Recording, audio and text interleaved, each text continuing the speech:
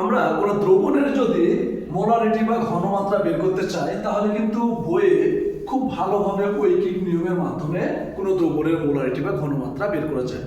কিন্তু আমরা 1 মিনিটে বা 30 সেকেন্ডের শর্টকাট প্রসেসে আমরা কোনো দ্রবণের ঘনমাত্রা বা মোলারিটি বের করতে পারি।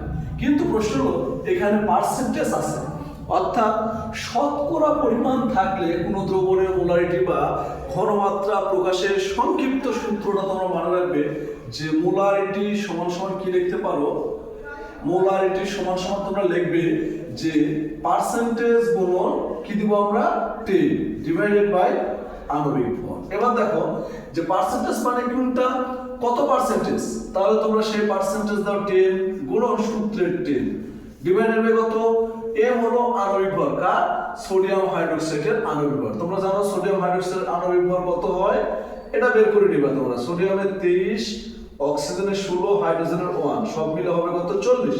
তাহলে এখানে তোমরা 40 দাও, তাহলে এটা ভাগ করলে পাবে 2.5 a মানে মোলারিটি। ক্লিয়ার?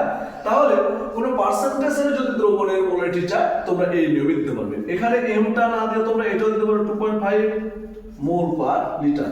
একই কথা, এইভাবে আমরা খুব সহজে যে কোনো পার্সেন্টেজ দ্রবণের যৌগের আমরা মোলারিটি বা ঘনমাত্রা বের করতে পারি। ওকে, ধন্যবাদ।